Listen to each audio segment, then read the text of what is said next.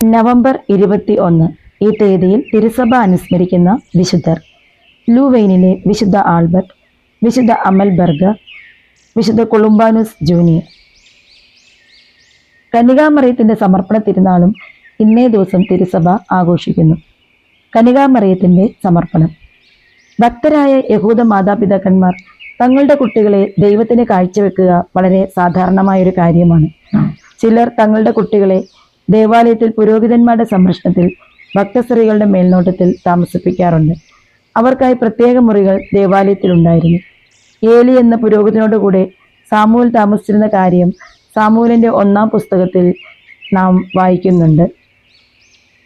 2 രാജാക്കന്മാർ 11-ാം അധ്യായം 2-ാം വാക്യത്തിലും 2 ദിനവൃത്താന്തം 22-ാം അധ്യായം 11-ാം വാക്യത്തിലും വിശുദ്ധ ലൂക്കായുടെ സുവിശേഷം 2-ാം അധ്യായം 27-ാം വാക്യത്തിലും വിശുദ്ധ ഗ്രന്ഥത്തിൽ ഇപ്രകാരം പറയുന്നു: യോയാദയുടെ ഭാര്യ ജോസബത്തും ഫാനുവേലിന്റെ മകൾ അന്നായും ദേവാലയ ശുശ്രൂഷയ്ക്കായി ദേവാലയത്തിൽ താമസിച്ചിരുന്നു. അന്ന തൻ്റെ മകളെ ദേവാലയത്തിൽ വളരാനാണ് അനുവദിച്ചത്. 3 വയസ്സുള്ളപ്പോൾ കന്യകാമറിയത്തെ ജെറുസലേം ദേവാലയത്തിൽ കൊണ്ടുവന്ന് കാഴ്ചവെച്ചുവെന്നാണ് പാരമ്പര്യം പറയുന്നത്. അമലോത്ഭയായ കുഞ്ഞു മറിയം പ്രസാദവര പൂർണ്ണയായിരുന്നു. മാലാഖമാരുടെ വിസ്മയപാത്രമായിരുന്നു.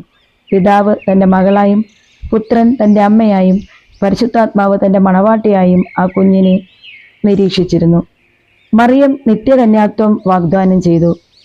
വരാനിരിക്കുന്ന രക്ഷകന്റെ അമ്മയുടെ ദാസിയായി തന്നെ തിരഞ്ഞെടുക്കണമെന്ന് താൻ പ്രാർത്ഥിച്ചുകൊണ്ടാണ് ഇരുന്നതെന്ന് മറിയം തന്നെ വിശുദ്ധ ബ്രിഡ്ജറ്റിന് വെളിപ്പെടുത്തി കൊടുത്തിട്ടുണ്ട്. ദൈവമാതാവാകാനുള്ളവൾ ദേവാലയത്തിൽ വളരുന്നത് ഉചിതമാണല്ലോ. തങ്ങളുടെ സന്താനങ്ങളെ ദൈവത്തിന് സമർപ്പിക്കുവാനുള്ള ദൈവഹിതമനുസരിച്ച് വളർത്തുവാനുമുള്ള വലിയ ഉത്തരവാദിത്വത്തെക്കുറിച്ച് ഈ സമർപ്പണ തിരുനാൾ നമ്മളെ ഓർമ്മിപ്പിക്കുന്നു. ദൈവത്തിൻ്റെ സഹവാസത്തിലേക്ക് നാം പ്രവേശിക്കുമ്പോൾ നമ്മുടെ സമയവും കഴിവുകളും അനേകം മടങ്ങായി വർദ്ധിക്കും. രക്ഷയെ അനുഭവിച്ചറിഞ്ഞ നിമിഷത്തിൽ തന്നെ രക്ഷകനെ ശുശ്രൂഷിക്കുവാൻ ശരീരവും ആത്മാവും ഒരുപോലെ ദൈവത്തിന് മുൻപിൽ അർപ്പിച്ച ദൈവമാതാവിൻ്റെ സമർപ്പണത്തെക്കുറിച്ച് ഇന്ന് നമുക്ക് ധ്യാനിക്കാം.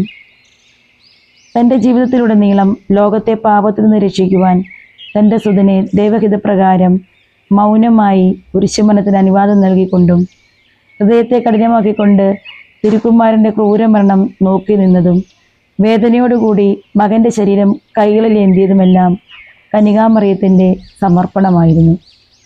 മറിയത്തിൻ്റെ ഈ കാഴ്ചവെപ്പ് ദൈവത്തിന് എത്രയും പ്രിയങ്കരവുമായിരുന്നു. വിശുദ്ധ അമ്മയുടെ പരിപാലനത്തിൽ നിന്നുകൊണ്ട് നമുക്കും നമ്മളെ ദൈവമാതാവിന് പ്രതിഷ്ഠിക്കാം.